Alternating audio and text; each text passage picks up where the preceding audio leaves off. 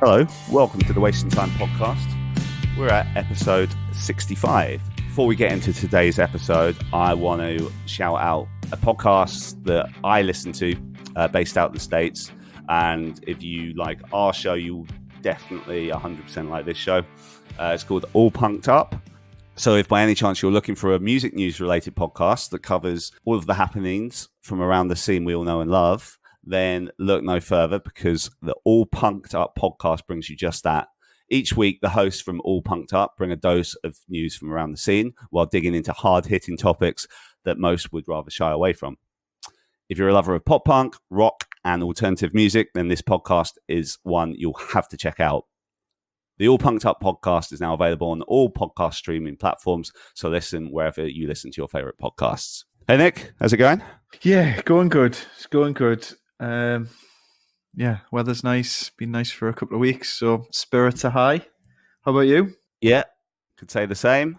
You know, it's been good in our little podcast world. We've done some good episodes recently, including today's one. I think in the interest of the listener, let's keep this intro short today. So I just quickly will go over. Have you checked out any new music? I've got a couple of things on my list.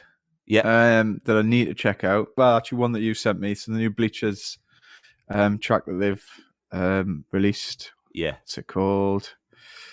There you want more. You're gonna. There you go. So I need to check that one out. Any good? It's fucking brilliant, I would say. Except, oh wow, the thing with it is, so they performed it on Jimmy Fallon a couple of weeks ago. Like the first proper live performance in the studio on Jimmy Fallon for a long time. And it just sounded so big. It's huge, like very, very sort of Springsteen-esque. Really good song. And now the studio version, which sounds like they've tracked it live, it's cool because it's such a good song. But what I want you to do is go and watch the Fallon one first, then listen to the version they've released. And it just sounds really like it's lacking energy. And I've kind of like looking all over the internet, people seems to be like the feeling across the board. I think it's because Antonov, he's going for something that sounds like it was recorded in the 70s or 80s or something. He wants that kind of big live sound. Yeah, but also like the mastering's not as it's not as loud as like modern music is. So if you're listening to it on a playlist alongside some, I don't know, like some pop punk or whatever, or anything really, it's just you'll get to that Bleacher song, you'll have to turn it right up, and then after it you'll have to turn it down again. It's clearly a conscious decision, but I find it strange. Right. Okay, I'll do that side by side. Yeah, and let you know my thoughts. The other thing that's on my list, see that Grayscale have released a new EP. So I want to check that one out. I didn't even know that. Yeah, just literally, I think it's just landed, so it's quite recent. And that's about it, really. Noticed there's quite a few more tours kind of starting to get booked up. Yep. I checked out a bit of that Love Breakers thing last night. Unfortunately, I went out to a pal's house, so I missed a good portion of it. But is that? Can you get that on replay? Can you? Yeah. Because I wasn't able to watch it either. I'll send you the link, and it's about 35 minutes long, so I'm really looking forward to watching that. I'm sure we'll share it on our platforms as well. That's Love Breakers, whose album's out soon. They did a live stream at the Boom Sessions in Leeds. I forget what it's called. So yeah, we'll definitely be watching that properly. Also, Kenny Hoopla album came out, or mixtape as it's called. I need to spend some time with that, but that sounds pretty cool, I think. Yeah, hoping we get him on at some point as well, right? That's the plan. So watch this crossed. space. We are talking with his people at the minute. So yeah, that'll be a really cool one, I think. I'm really interested to speak to him. I'm thinking listeners are probably thinking, whenever these guys talk about music, like it's just one of us telling each other. So I think next intro, let's write the music we want to talk about to each other. We'll both listen to it, and then we can discuss it having both listened to it. Yeah, I mean, it would be good to be a little bit better prepared, I guess. Yeah, because the guys all punked up, who I obviously shouted out before, like I listened to them. They're well oiled. They are, Well, and they're going through like the new releases, and they're really dissecting them, and it's interesting. Go on. But isn't that more the premise of their podcast though? It They is. are like the full episode is breaking down the new releases, It, whereas no, to be fair, we are interview based, and this is just unprepared chit chat, really. Exactly. I mean, but we could be more prepared. I will. I do acknowledge that. No, but you're right. I mean, as much as I would love to think people are here to hear these two charismatic hosts, people are here to hear our guests. Let's face it. So. I don't think it matters massively, but maybe it's something we should work on. Especially in Bulgaria as well. I saw we were trending in the Bulgarian music podcast charts. Yeah. That's shout out to our Bulgarian listeners. Get in touch. We'd love to hear from you. I think absolutely. That also goes for any listeners, by the way. Please, reach out to us about anything you think we're not doing right or we are doing right, or any guests you think we should reach out to. Yeah, definitely. But right. Yeah, I reckon. Yeah, shall we obviously we've got a long one today for good reason, because it's, as you're about to hear, it's a really interesting chat. I absolutely loved it. We had Moon Valjean from Goldfinger and Greek Fire, radio personality where he lives in St. Louis as well. Formative story of the year, which we discuss. I reckon we can just get into it. Anything to add to that, Nick? No, I think all will be revealed in the next hour. Sweet. Okay, let's do it. But you guys look sharp. You guys look sharp. I was actually just right before I was down here trying to fix all these different issues that I'm not going to blame on my kids. I was reviewing some of the EPL season. I don't know if you guys are fans or not. Yeah, very much so. I'm a Newcastle fan. I'm based up in the northeast in Newcastle upon Tyne, so I'm a bit of a diehard Newcastle United guy. I used to be so against Newcastle back in the day, so against them, and then I learned a bit more about the history of the club and spent a bit more time in the actual city and just saw some of the love for the club. I was like, you know what? I respect this place. I respect this squad. I respect some of the bullshit y'all have had to deal with. Well, this is it. Yeah, it's been a tough few years, put it that way. Yeah, but we've had better times. I'm a United guy, and I'm sure you're gonna have an issue with that, which is Man fine. United. Yeah. Oh yeah. Let's move on from that. Yeah. Oh come now. I'm not some fair weather dude. I've been there since like '90. I watched the treble and was excited about that. I was still a kid. But then early 2000s. Funny enough, like the dude that was running Nike and like the artist relation for like bands with Nike is a diehard United guy. So he would give me like free United stuff. And then he just kind of like really got into the history of the club and some other stuff. And we just sort of joined forces, and I've been diehard Man United since then. It helps when the guy's sending you like the most badass Man United shit on earth. Straight from the Nike So it's because you got free stuff. Is that why you're in United fan? No, that's not why, but it certainly helps. I'm a full kit wanker running around here with everything Man United, dude. Nice. It's been a weird time for football this last season, but good to get it going anyway. What's the sport situation been like in the States? It's funny you say that. One of the other reasons that I'm like lagging behind, because I was supposed to get up super early and make sure everything was good here. But I went to bed later than ever last night because my radio show here participated in a home run derby. I don't know if you guys know what that is, but in baseball, home runs is what everybody comes to see, and we did like a competitive home run derby. It was the first sporting event, quote unquote sporting event thing that I've been to, obviously in a year and a half since the whole COVID thing. But man, people are ready to get back. They are ready to party and watch sport, whether it's baseball, little league, soccer, this, that. Everybody is just ready to get back out there. And St. Louis in particular, where I'm at in the middle of the country, we just got an MLS club that starts up here in a year and a half. So we're building our stadium and all that. So this is a sports town. So I really don't have a good pulse or a good finger on the pulse as far as like the nation goes. But this particular town is so behind sports and so ready to get back out and fill stadiums. I don't know about you guys. Yeah. I mean, we've got the Euros starting on Friday next week, European Championships. So an international tournament kicking off, and it's being held over here as well. So I think they're letting like limited capacity into the grounds. I don't know how you get a hold of a ticket, but limited like 50% or how much?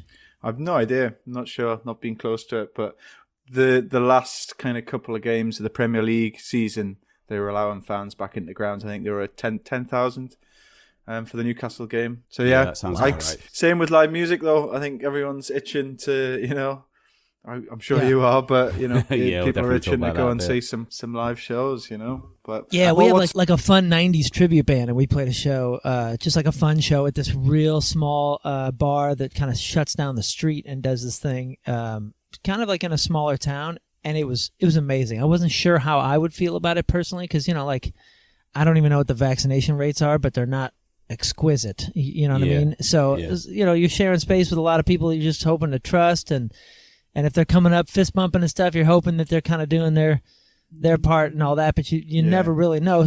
But I will say, as soon as I was on the stage and people were just like throwing energy at us, I was so glad to be back. So happy, man. It was amazing. It was an amazing show.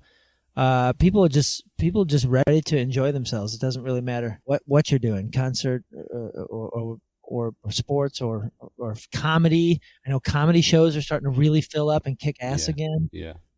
So it's nice to see it coming back. Like I said, I hope people are being careful and doing their duty, to keep themselves and one another safe. But we'll see. We just announced a big festival that's happening in September, so I'm stoked on that. Who's that with? Is that with Greek Fire or Goldfinger?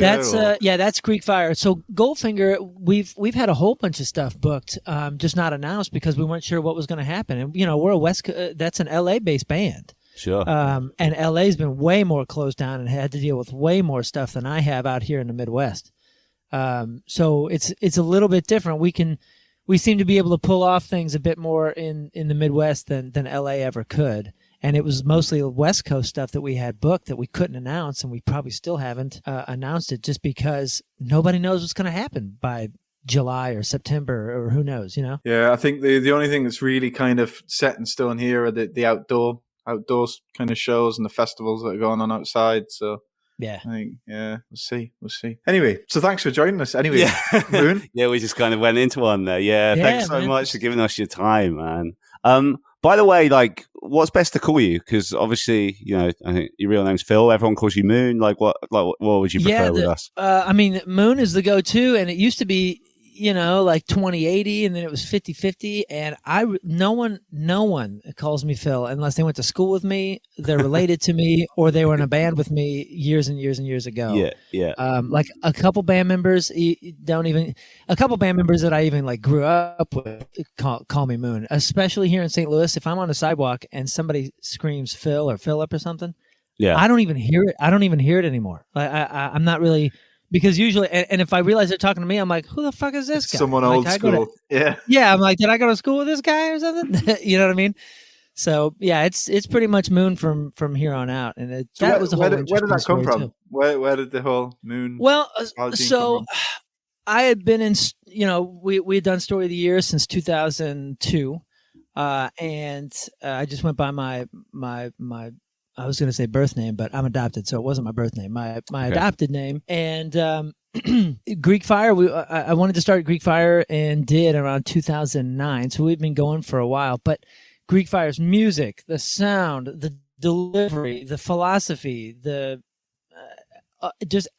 all of it was so very different than what Story was saying or doing. And a lot of it aligned, but some of it was definitely skewed in a different sort of direction. It was in a, more major scale stuff and more positive, uplifting. And I'm not saying Story wasn't, but you know what I mean? There was just a totally different tone to the band. And I didn't want anybody to think it was like a Story of the Year side project, because it wasn't. Like it was, even though there was two of us, for a time there that were in it. It was a full-fledged band that we wanted to do something very, very big with, and have an effect. So I wanted a stage name just to make sure that it was separate, so people didn't drag over from one band and then get disappointed because it wasn't Story of the Year version 2 or something. You know what I mean? So just in a light thought, like I wanted a pseudonym for it, even if it was just in text, just on the CDs or just on the publishing stuff.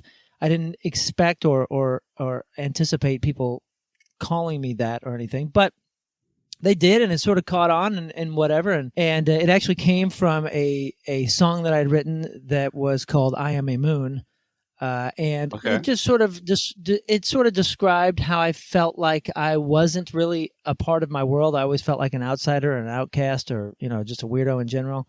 But I was still affecting my world, similar to like a satellite or a moon or something. And that was the gist of the song, and it was cutesy and whatever, and poetic. But it actually kind of created like a nice, connective tissue with the pseudonym. Like it wasn't just like oh, that sounds cool, I'll go with that. You know what I mean? Like it actually kind of had some meaning. It had some meaning to me.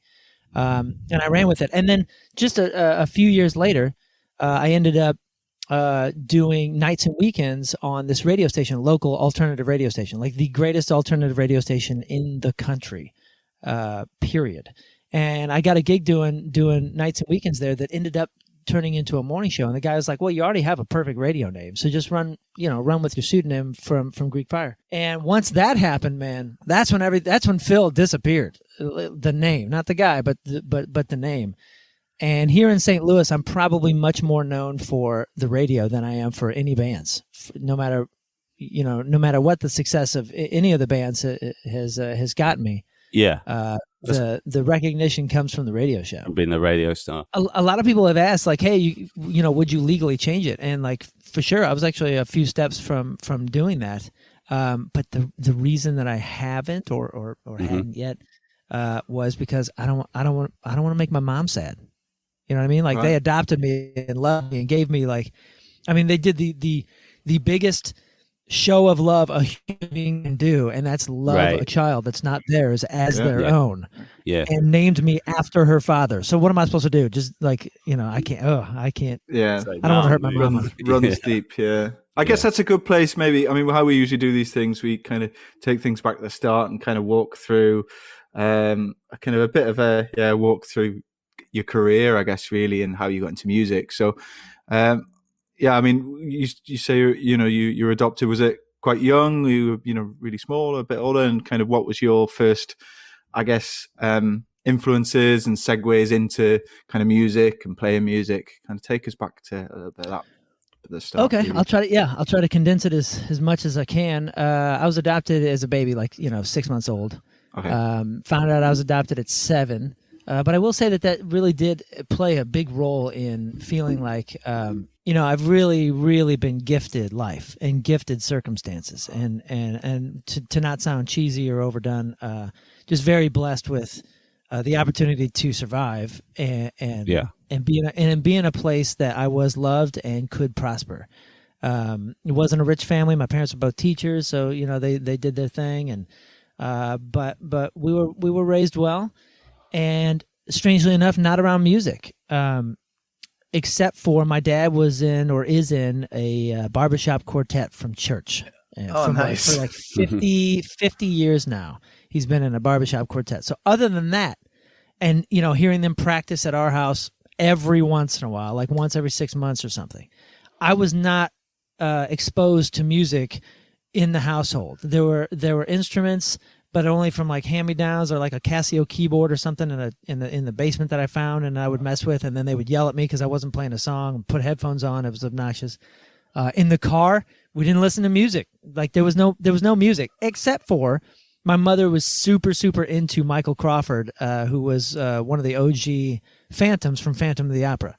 Okay. So I'm a huge Phantom of the Opera fan. I've seen it 8 times, 3 different tours. And I love it. That was an influence on me in my younger days. But I had to find my own music, and what I was finding was, of course, whatever was on the radio. I had a dual cassette boombox, and I used to tape songs and then do these little DJ breaks in between. So it's funny that I'm a musician and a radio guy now, and what I did for myself was find my own music through recording a boombox, recording music off the radio, and faking being a DJ. But I was always really into vocal heavy bands, vocal stacks, like really clever vocalizing things, starting with the Beach Boys. The Beach Boys was one of the first things that I ever really got into. Then I had the Top Gun soundtrack because I saw that when it came out, and I was like, 5 years old, 6 years old. I had the Top Gun tape because I stole it from my neighbor. Thank you, Jeff. And and it was like those things, just like a random amalgam of shit that would land in my lap from a neighbor or a radio station or the bus ride to school or something like that. And I did violin in fourth grade for all of 6 months, for like one semester. And then I tried to play piano in sixth grade, but I had an old church lady teaching me, and I wasn't interested in that. I wish I'd have stuck with it. And then high school comes along, and by this point, I'm like really finding alternative. My first CD was Green Day Dookie, 1994. Like, I had a whole bunch of tapes, like rock tapes and all that kind of stuff, but I didn't have a CD player until 94. And Dookie comes out right when I get a CD player. So, I'm into the pop punk. I was really into POD from like 95 on. This is before the Atlantic years or any of that. So I started getting into real like heavy, like Christian metal from like Strong Arm and Stavesacre and all these like random like underground Christian bands, because there was a Christian music festival like a few hours from me that we would drive to and just go wild watching live concerts, because my parents never took me to any. I'd never been to like a concert. I'd never been to a Warped Tour. I still have played, I think I've played 9 full Warped Tours. Maybe it's 8. Maybe it's 8 full Warped Tours or something like that. And I played at the first Warped Tour I was ever at. So like, I wasn't exposed to that kind of world. I was sort of hidden from it. But I got to say, and I got to backtrack for 1 second, the real deal happened in 1991 when I was watching a Garth Brooks special. My dad had it on, and I was downstairs, and I watched this thing, and there's rain coming down when he does Thunder Rolls, and then they smash their guitars, and I remember turning around to my dad and going, I'm going to do that someday. Like, I'm going to do that. Yeah. And I remember him laughing at me, but still, like, that was the moment, because I had heard music. I'd heard it on the radio like everybody else. I'd sang along with it. That was music to me. I didn't know what production was. I didn't know how to make a record. I didn't know any of that stuff. But I certainly had never seen a live show and never had been moved by seeing someone perform music. And that was the moment that I realized, oh my gosh, somebody can make perform an auditory product. They can perform it, and the way that they perform it and add production and move and sing to the crowd or like, alter it a little bit, can move somebody, like literally move somebody. And I was moved as a 10-year-old kid in 91 watching Garth Brooks sing Thunder Rolls on this HBO special, wherever the heck it was.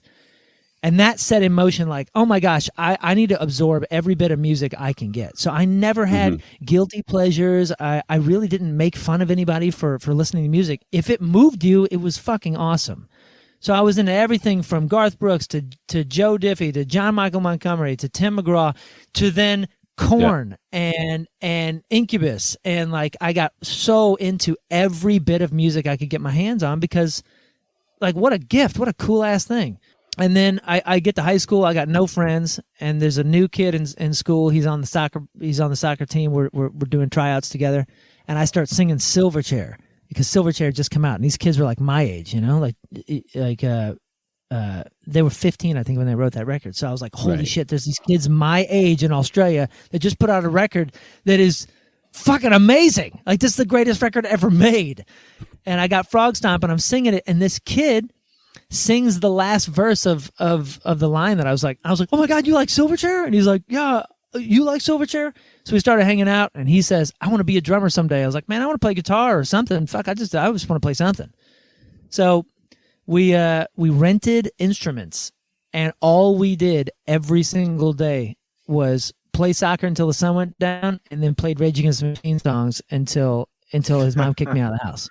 Every day, dude. Like, we had no friends. We had no social life. We went to 0 parties.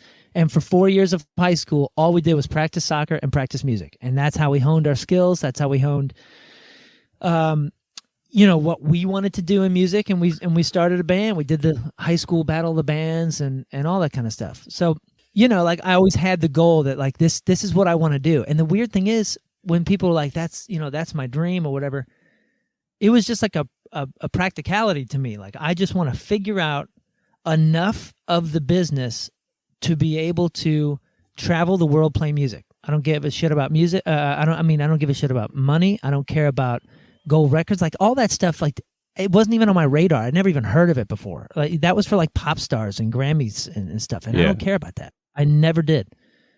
Because I never really understood it. I never wanted to. I just wanted to travel the world and see as many places as I could and play music doing it. That was it. Fast forward a little bit, and I have a kid in high school. My daughter's born in 1998, and it's like everybody's like, well, there goes your dream. Everything's sidelined.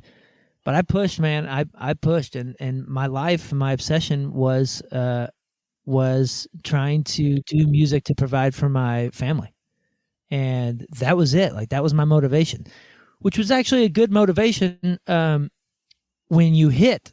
So 2003 comes, and now I'm in this band, and we got a major label deal, and I meet John Feldman, and we're working together, and we're still broke as a joke. I was living off the dollar menu on that first Warped Tour.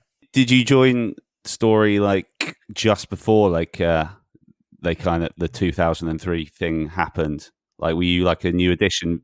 Yeah, so like St. Louis is not that big, so there's only a few bands that are actually like working. You know what I'm saying? Like good or bad, there's only a few that really have band members that are clearly willing to sacrifice personal lives to be a professional. So my band at the time was doing really well. People loved our band. It was called Maybe Today, but the other guys, like, they just weren't into it as much as I was. And this other band called Big Blue Monkey that had been in the scene had just moved to LA and had just done a showcase. And they called me out and they're like, hey, we're doing a showcase for a publishing deal, and we need a guitar player that can pick up something real fast just to help us out. So I was like, oh shit, I want to see California for free. So I was like, you're going to fly me out? Like, these are like semi buddies that were needing a favor, and I'll do you a favor for a free trip to California. So I flew out, kicked the living shit out of the showcase, and went home. It was fun. And then they called like 2 weeks later, like, yo, we got another. Can you learn these other 3 songs or something? They were all just like demos and like first drafts of jams, and learned them real quick. Added some harmonies, added some little guitar parts that they loved, and did another showcase. And while I was there, they're like, hey, we really want you to join the band. Which I didn't see coming. I really didn't. I wasn't thinking about it. And I was like, well, yeah, I mean, I think this is a go, but like, I'd like to be a part of the record. They're like, well, that's good because it's nowhere near done. They just started it. Just started it. Oh, so they actually started recording that Feldman record at that point. Yeah, they had done some demos with Feldman in the first week, and then had gone back to write. So they were out there just in a garage writing. So I jumped in, went straight into the writing process, earned a whole bunch of nicknames for my style of writing and how it was helping their style, because they had been playing for at least a couple of years together, and I had come from a totally different background with an understanding of music that was very different than theirs, which really, really helped. And if you listen to those records, all the records that us 5 did or us 4 did, you're hearing a lot of different influences melded into one, which I think is one of the things that made it so successful, especially Page Avenue. There's hardcore elements in it. There's like old school street punk elements in it, and then there's like, dare I say, there's like country and pop influences in there that are all throughout, like with alinear harmony lines to this, like we really melded a good amount of all of our influences into one record, which is somewhat of a dangerous thing to do. Because if you listen to a record that has like Falling Down on it, and then Sidewalks on the same record, a lot of record execs and professionals are going to say that that's not a super cohesive record. But people fucking dug it, man. People are like me. They do like everything from Garth Brooks to fucking Strong Arm. You know what I'm saying? Like, it's okay. And people really reacted, man. It was really cool. So yeah, I joined in, must have been January of 2003. Yeah. Band got signed in late 2002, and then I joined in early 2003. We didn't finish the record until April, so I was a part of all that. And then we went straight on tour, dude. We packed our van in April of 2003. I sang the last harmony on the last track at John's house, got in the packed van, drove all the way back to St. Louis, dumped our personal shit at our random houses, and then drove straight to Rhode Island and showed up 10 minutes before doors for the first show of Story of the Year, Thrice, My Chemical Romance, and The Used. It's a big show at the time, right? Yeah. Well, it wasn't a big show. That's the crazy thing. Like, the bill is fucking crazy now, but back then... That was still when they were bubbling under as well. Oh, yeah. The Used had been hitting at that time, but all the other bands, like, I mean, we all loved Thrice because they had been around for a while and everybody knew them, but they weren't like mainstream. They hadn't signed with Island yet or any of that stuff. And Mike Kim was smaller than we were.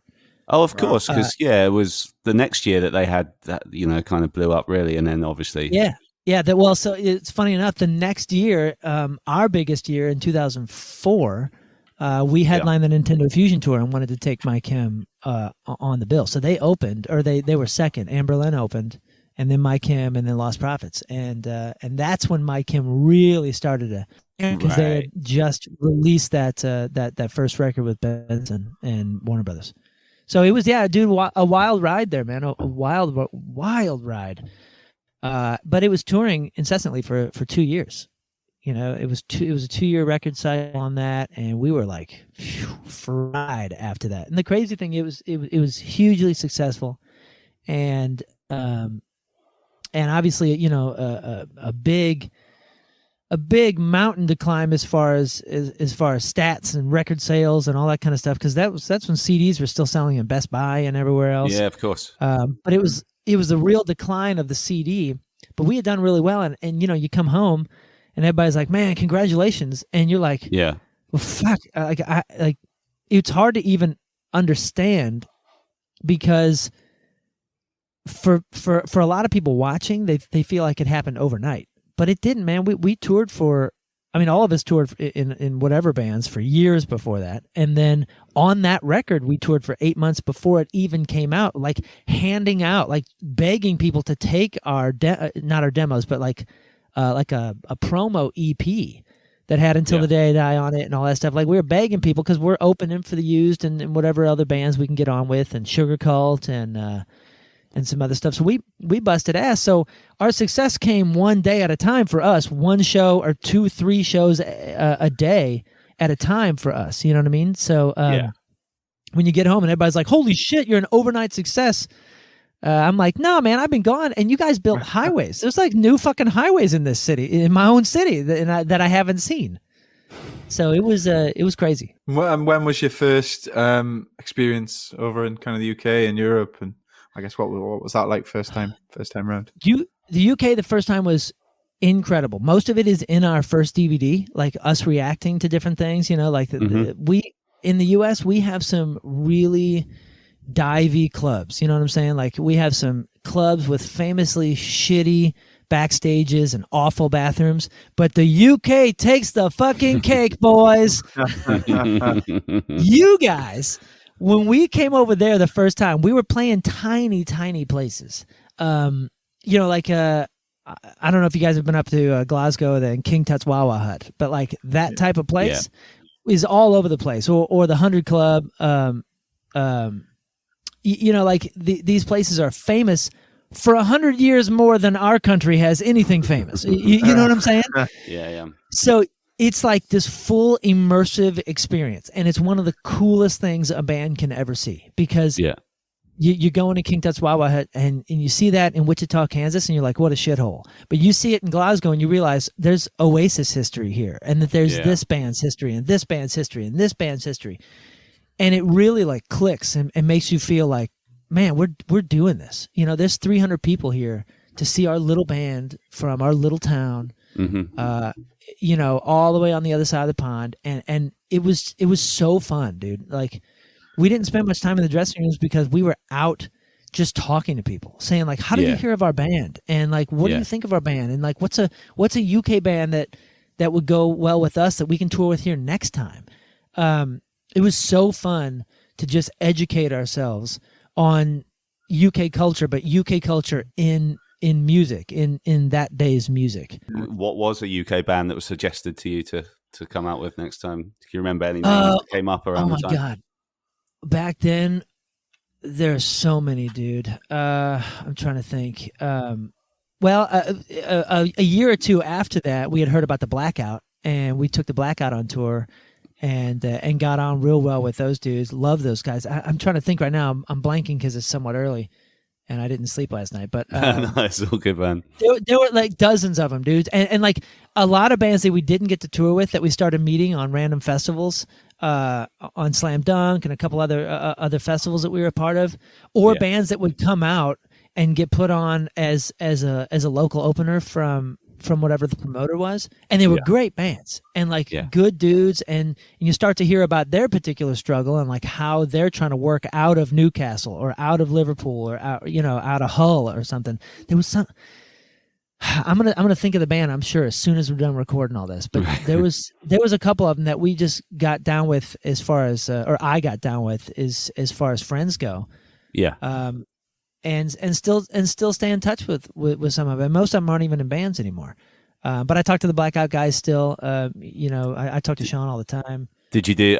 You must have done the guys' podcast before, if you're the Sappenin one. Have you done that one? Yeah. Oh yeah. Well, I did that just a couple months ago. But yeah.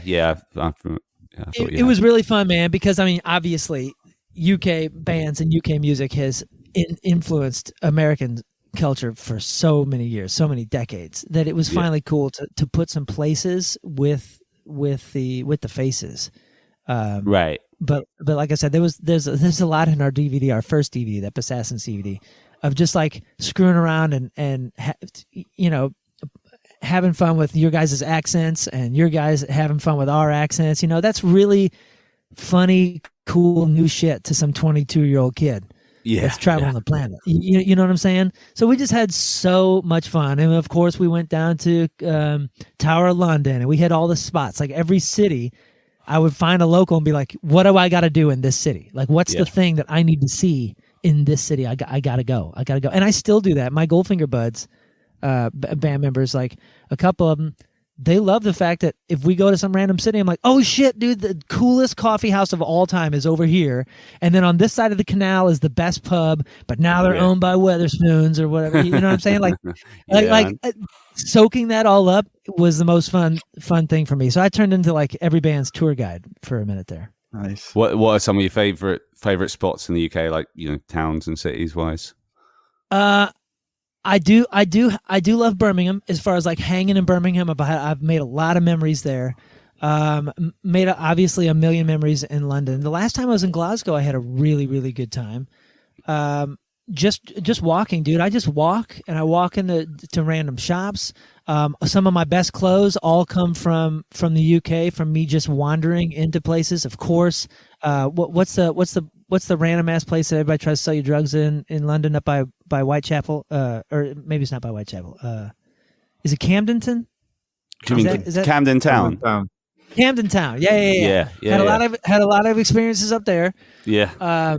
But I mean, it's, dude, every city there is something to soak up. Even the cities that you guys don't think are fun, like there is something to find when you have nothing to do until 7 p.m. that night, right? And you're wandering around and you don't know what part of town you're in. I just hop on. If there's a tube, I'll hop on the tube. If there's a bus, I'll hop on the bus, and I'll just take it to like city center. The nice thing about the UK and Europe in general is usually the biggest church is somewhat near the city center. So I will just find on a map like a picture of a church, and I'll take a bus to that church and then start wandering. That's my move. Nice.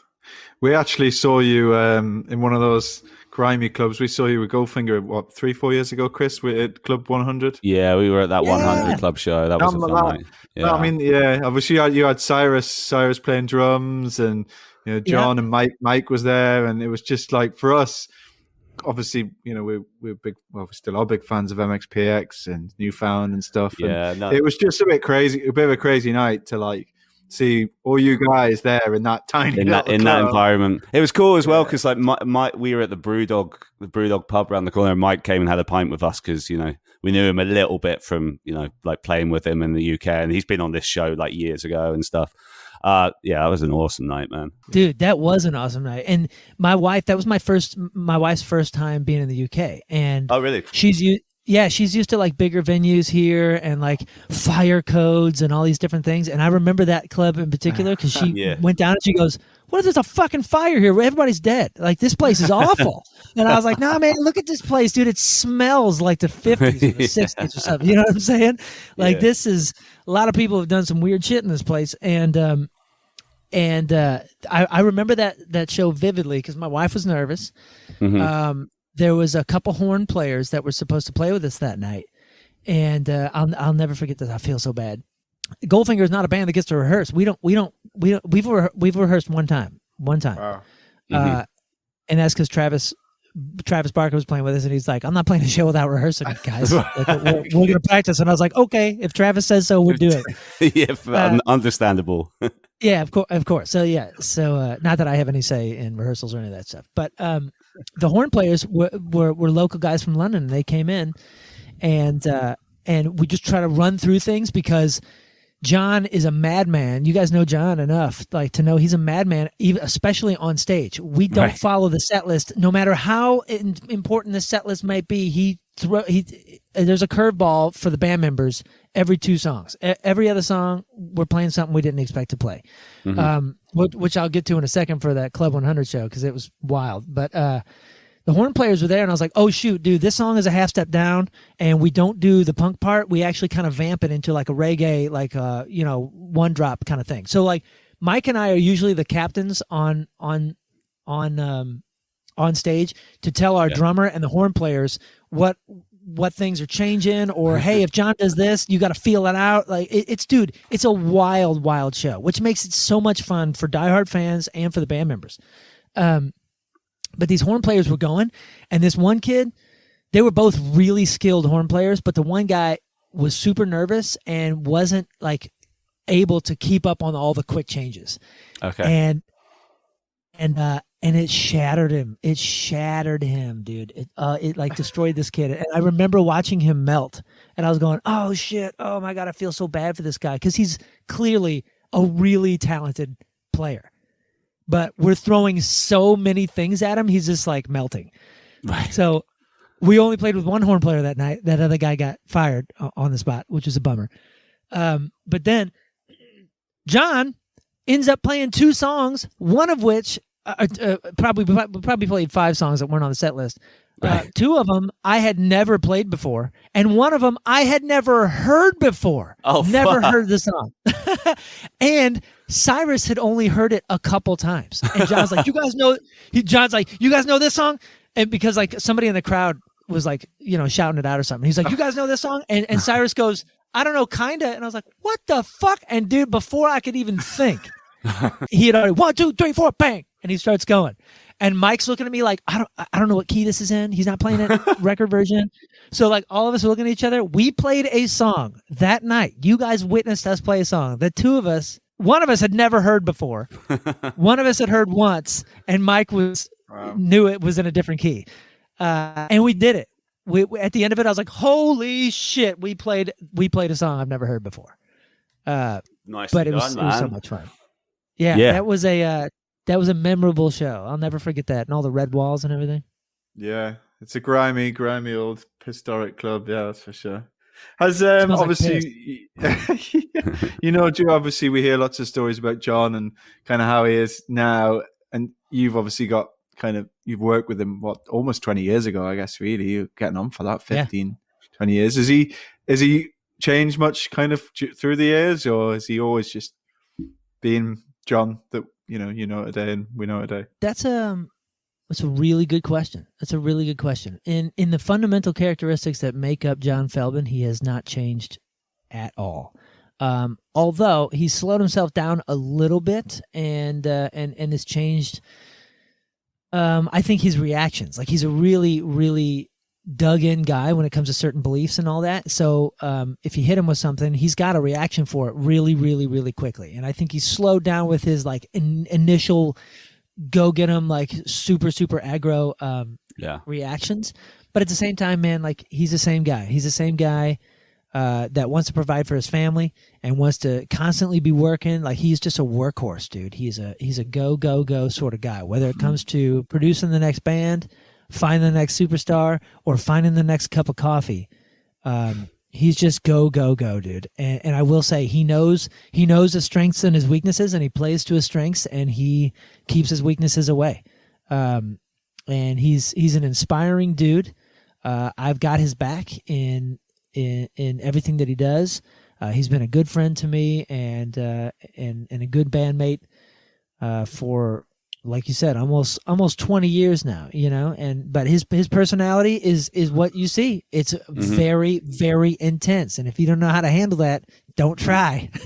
Yeah. So how did the gig come around then with you and John, like your Goldfinger gig, basically? Was it just he just thought you were a good fit and asked you to come play? Or? No, dude, it's another as Feldman as it gets story. And dude, and when I say intense, like, he's so intense on one side of the coin, and then so sweet on the other side of the coin, and it mixes to be this very interesting way to handle things, like adding a band member, right? So it's like 2011, 2012. I don't know what year it was, but I'm at a wedding in Austin, Texas, and he gives me a call and says, "Hey, man." I go, "Hey, John, what's going on?" And he says, "Can you be in Denver tomorrow?" And I was like, "I don't know for what. What's in Denver?" He goes, "Oh, we're playing a show, and I need you to play guitar." I was like, "What the fuck? I don't even have a guitar. I'm in Texas right now." And he goes, "It'll be fine. Just get there. I'll send you the set list. You know the songs." And I was like, "I mean, I know the songs as like a listener, as a fan. Yeah. I'm a Goldfinger fan. Yeah. But I don't know the songs. I don't play those songs." And he's like, "You're one of the only guys I know can learn a headliner set." And I was like, "Oh my gosh, it's a headliner set." So headliner set for Goldfinger, he'll try to squeeze 25 songs in. You know what I mean? Like, he'll just keep going. Wow. So I was like, "Oh, okay. Yeah, I don't know, man. I mean, I can try to make it, but I don't know if I'm going to be your best bet." And he goes, "I promise you're my best bet. Just be there. It's figure it out." That was it. So I go and I show up, and it was not my best show. But I did it. Like, I did fine. I did as much as I could. I started adding some pedals here and there to really sort of beef up this part, or do this here, or do it a little bit differently.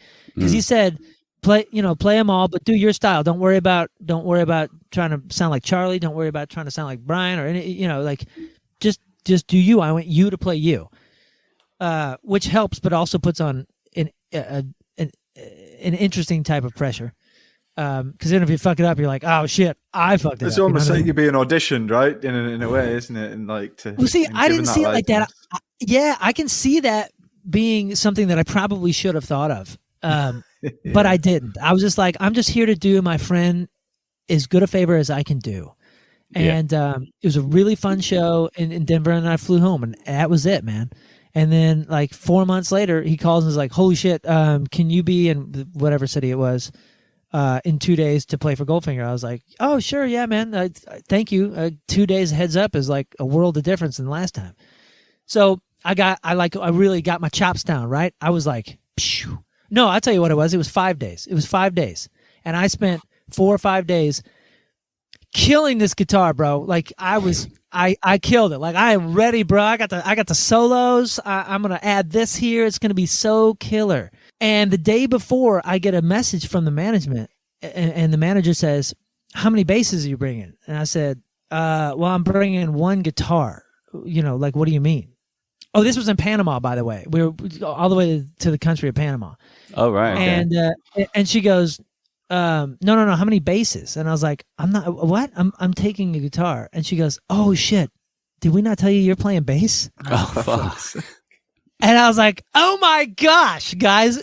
Now I have a half a day." And if you know Goldfinger bass, it's fucking gnarls. It's gnarls, dude. It's not the guitar lines. It's like straight out of the Police. That's one of the reasons John and I get on so well. Is it's like it's Police inspired stuff. Yeah.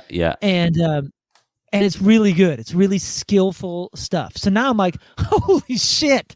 I gotta play like Kelly Lemieux is like one of the greatest bass players on the planet. And that dude just kills. So I'm like, oh shit. So I have a half day now. I got to learn all the bass lines. I didn't have a bass at the time, because my one bass was being borrowed by somebody that was on tour. So I didn't even have a bass. So I called Ernie Ball and was like, "Yo, can you get a Sterling or a Stingray or something to Panama tomorrow?" They shipped me a bass. I practiced bass lines on my guitar. They shipped me a bass to the country of Panama, and I played with John, Darren, and Charlie. And that was before I really knew Charlie. And Charlie's like, "Who the fuck is this guy trying to hack the bass over here?" So I bassed, and it ended up being okay. It was such a fun show. It was such a good time. Darren and I had wild adventures down in the country of Panama. It was so cool. It was so crazy. So then another month, a couple months goes by, and he calls and was like, "Hey man, I think Mike is going to play bass for this, but you should play guitar." So I was like, "Okay, cool. Like, I know the guitar stuff still." And I just started randomly playing some shows here and there, but we weren't really playing that many shows. We were just playing a couple shows a year, maybe a couple weekends a year. It wasn't like a full schedule. We weren't talking about records or songs or any of that kind of stuff. And then we had a gig out in LA, and we were recording some stuff separately at John's house. And a photographer shows up, and he's like, "Hey man, the photographer's showing up for band pictures at this point, so we're gonna have to stop, tracking." And I was like, "Oh yeah, okay, cool." And I thought it was like band photos, like whatever. And I'm in the studio, and he comes in, he goes, "What the fuck are you doing? Get out here." I was like, "Oh, I thought it was band photos." And he's like, "You're in the band." So that's how I found out I was in a band. I was like, "Oh shit, okay." So if you see like those first Goldfinger photos of me from like 2012, 2013, or whatever year it is, I'm like shocked. I'm shocked that I'm in the photos. I'm like, "Oh shit, this is cool. I'm in Goldfinger, yo." Like dream come true. Like a dream that I didn't even realize was a dream because I didn't think it was possible. I'm in this band. I thought it was cool enough that I was filling in here and there. Yeah. Nice. I mean, have you rehearsed Goldfinger songs on drums just in case? Oh my gosh! Sean throws out one at you at any time soon. That is a genius thought that I did not have. I should have thought about that. I couldn't do it. That's the one thing I couldn't hack myself through. I can rock a beat here and there, but I could never play a Goldfinger set. That shit is hard. Hence why some big names have come. You've got the that Nick guy. He's permanent now, right? The guy from Girlfriends. Is he permanently in the band at this point? Yeah, I think Nick is our drummer. As long as he can make it. Now, Nick is a busy ass dude. He's running a label. He's got multiple acts going on. He's got a family. So that's the nice thing is we have so many friends in the rotation that are so skilled at musicians at their instruments, whether it's drumming or bass. Like if Mike can't make a gig, like we have guys to fill in it. If I can't make a tour or make a gig, there are people that fill in. Chris from Living In filled in for me when I couldn't make the Australia tour. Yeah, I remember that. And did a great job. And we got a guy that has helped engineer, has helped with guitar, has helped with everything. And he can fill in with anything. So we have such a good. We just have such a good circle around us that we can pull it off. You know what I mean? So it's a good place to be. And dude, you're right. With some of the skilled drummers that we've had, holy cow, have I played with some amazing musicians. I'm so fortunate to be able to have played. Like, I don't know if you guys know Eric and Proda, but you got to follow that dude. You got to follow Eric and Proda and watch. Eric with an A, by the way. Just watch some of the stuff he does on his own. He's also in Fever 333. Oh, okay. He's in an instrumental band called Night Verses. That's fucking bomb, dude. Like, I mean, he is one of the most skilled musicians I'll ever know, much less get to play with. Oh wow! Okay. So is he like the standout, even having played with the likes of Travis Barker and stuff? Obviously Travis Barker's a hell of a standout, and like that was such a cool thing to be able to play with him. But I'll say overall, Eric has been the biggest standout for me because we got to play a lot more with Eric. Travis I've only played with a dozen times or less. Yeah, Eric's been on a few tours with us, so I've gotten to know him better. And just as a human being, he's one of my favorite people. He's one of my favorite friends. My children love him. But he's such a standout because, like I said, the band really changes night to night.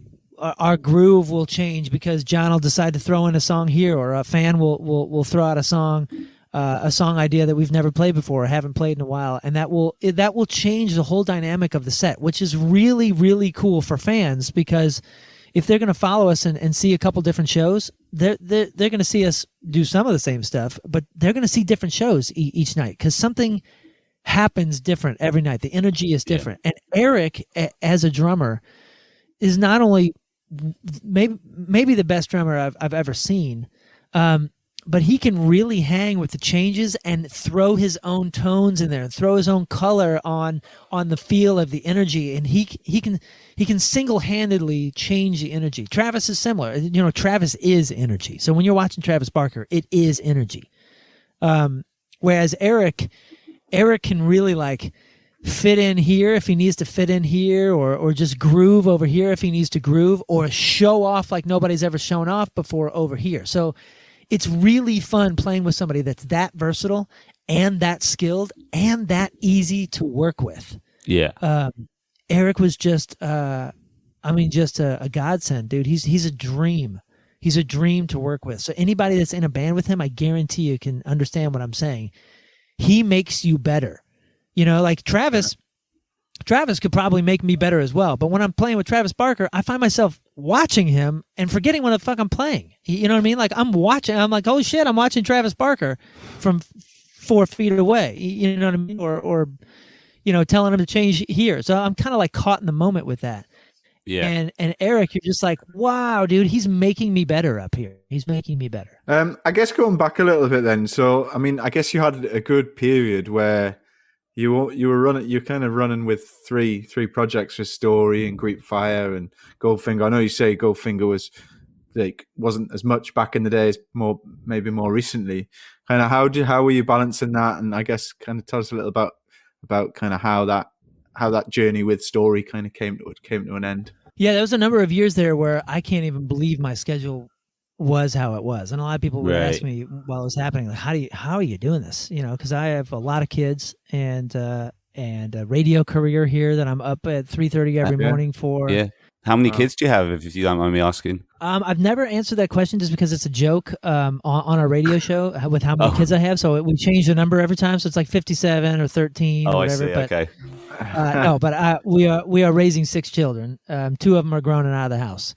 Right. Okay. So there's still 4 in the house. But yeah, it's a lot of kids, family, radio show, and 3 bands at the time. 4 bands actually. Because I was on a 90s tribute band that would play like radio show events and parties and stuff. Oh, the band is that the 90s tribute that you were talking about earlier? Yeah, called the Teenage Dirtbags, and it's so much fun. Yeah. So yeah, I was juggling 4 bands and a family and a radio show, and it was crazy. And the weird thing was, I sing and play a little guitar, but I'm frontman in Greek Fire. Yeah. Frontman in the Teenage Dirtbags, and it's all guitar and singing. I was playing bass and Story for a number of years there, and playing guitar in Goldfinger. So it was a lot to juggle, but at the same time, I'm sort of a crammer.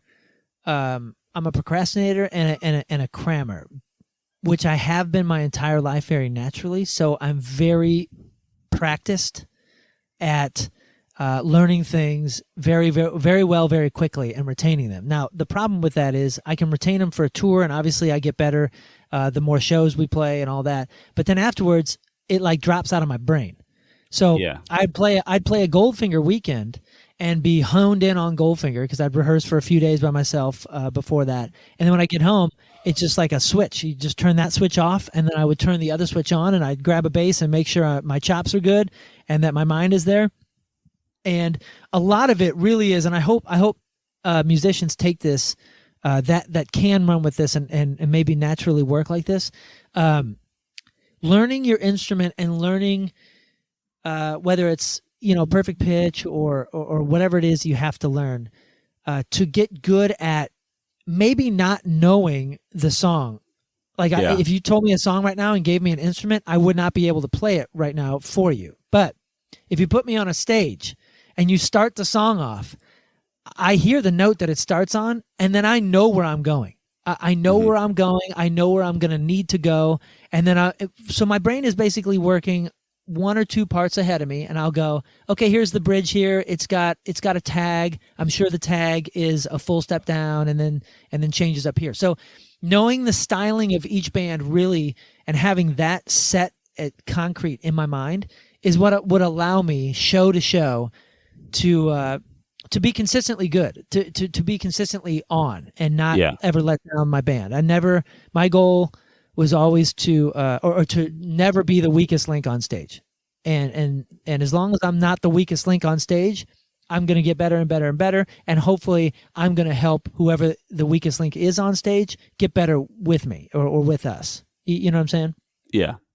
So for me, it wasn't about rehearsing the living shit out of my fingers and knowing every single song front to back. It's going, okay, I know the arrangement of this song, and I'm a good enough musician where I could put myself through it on stage, and you'd never know that I didn't rehearse that song.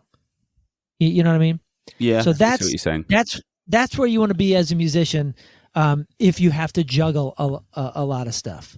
Now singing, obviously very different. You can't just remember the lyrics as you go, because if you find yourself in a hole, you are fucked. And then the whole crowd's looking at you like, what a dick, you forgot your own song. You know, it's a little different that way. Yeah, definitely. So, yeah, I mean, kind of tell us a little about the story, kind of the relationship coming to an end. And I guess where's your kind of, what's your relationship with those guys now? Just still keep in touch or? Absolutely not. No. Okay.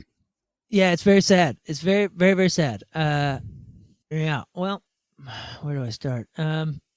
It was a great 15 years where I thought we all had each other's backs and loyalty meant a lot. And, I was offered a lot of other gigs, a lot, that would have put me in a much better position professionally and monetarily and even for my family. And I chose against those because, loyalty was important to me. And I wanted to show loyalty to my band members and a pact, but people look at that differently, and that's okay. And due to whatever personal differences, and I've said this before, we played 2 back-to-back sold-out shows, and the next morning management called me to tell me that I was fired. They did it via management as well. That's right. That is right. So that's the real sting on top of the sadness. Is it's like, dude, like, all the sacrifices. I've sacrificed my family. I sacrificed the relationships with my children, and as all of us do in this business. But I did it for far longer because I was a father the entire time. Right. So it's really sad to know that, like, man, I sacrificed the most important things to me for this group, and for individuals and for us as a group and as a business and as friends. So that aspect of it was sadness on top of sadness. It shouldn't have had to end at all.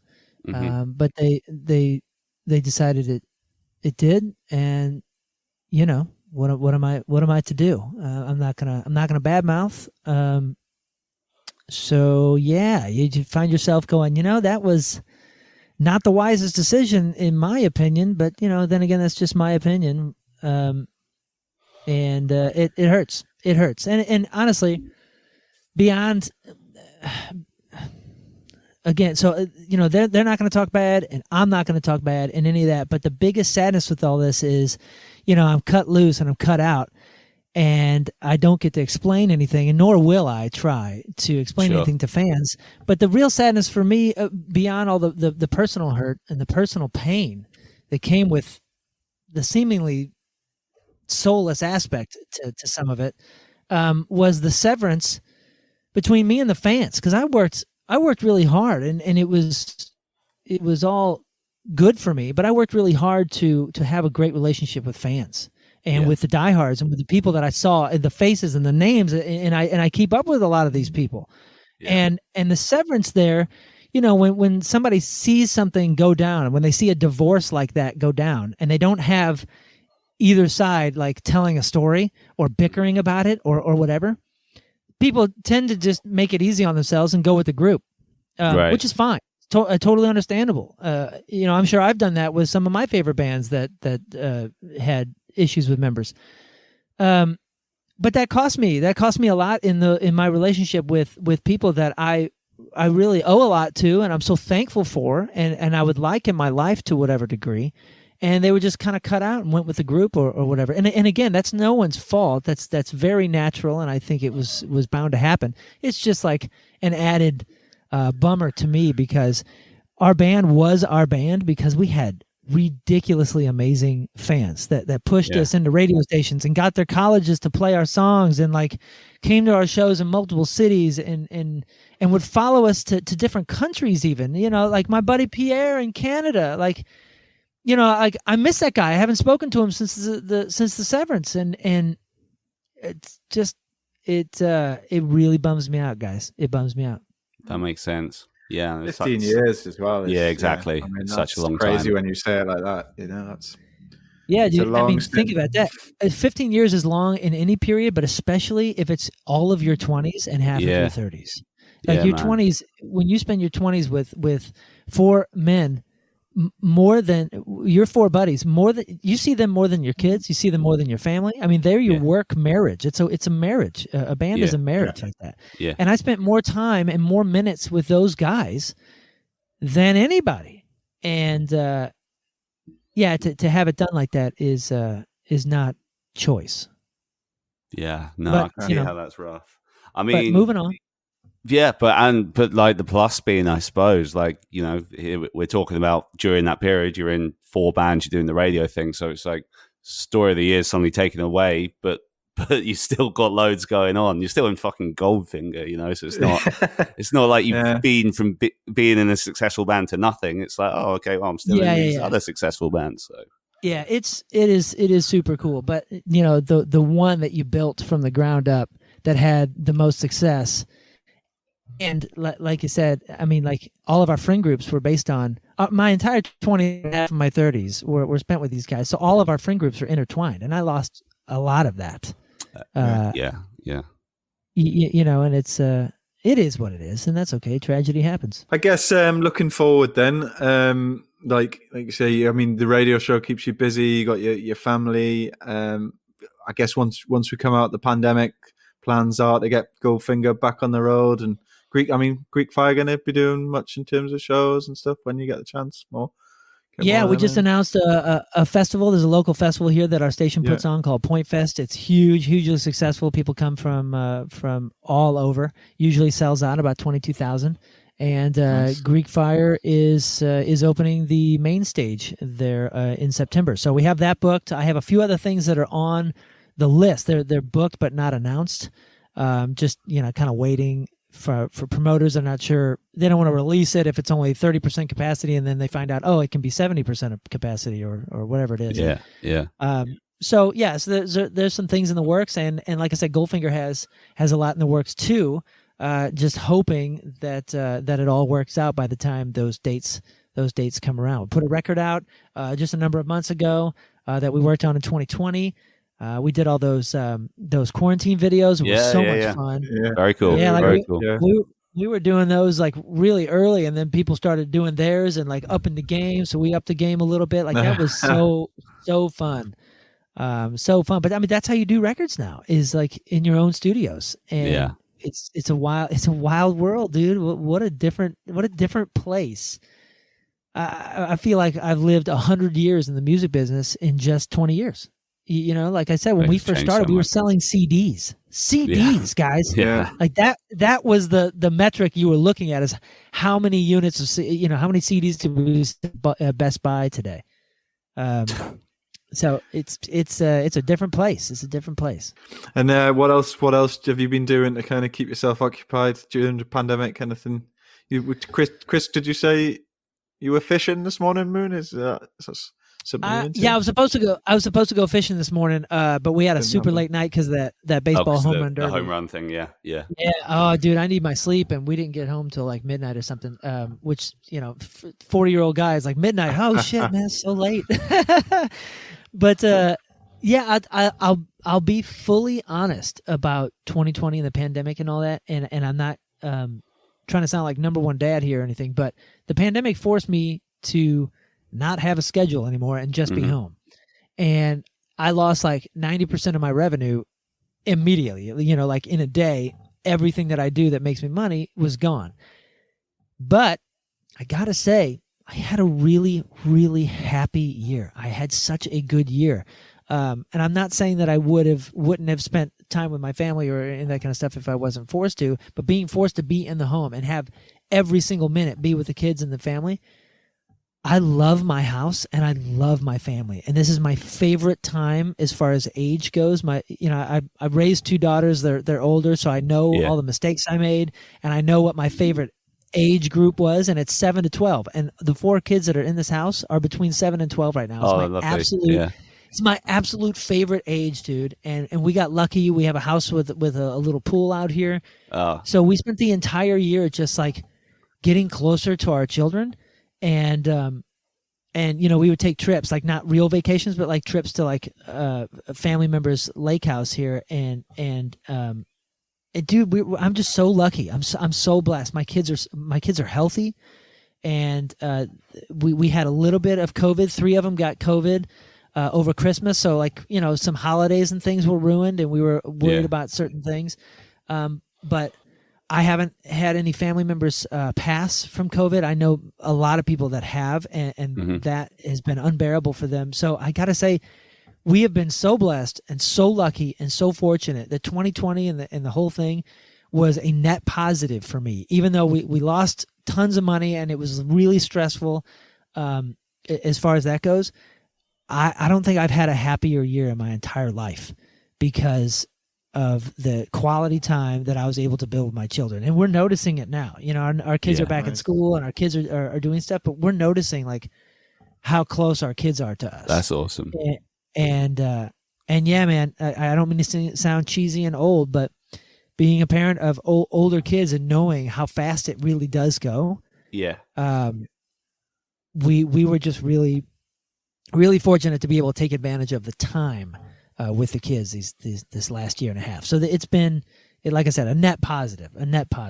Yeah, I mean, we've spoken to a lot of kind of people on the podcast over this last year, and I think we've been fortunate to be able to speak to the likes of you and some other real great guests. And it's been really difficult for some, especially in the music industry, not being out on tour and not doing what they do. But it's really nice to hear like your story in terms of like like you say, it's a real positive, and you've just looking at the positive side, like that. Man. Because in your line of work, you never would have had a year like that, would you? So it's good that you can appreciate that side of it. I think that's really awesome. Yeah, and like I said, I mean, there was a ton of negative, but I've always been the guy that like, hey man, dude, I'm not fighting for my food. I'm not at war right now. You know what I mean? Like I'm not on a battlefield. I am not hunting for my food to try to feed my children.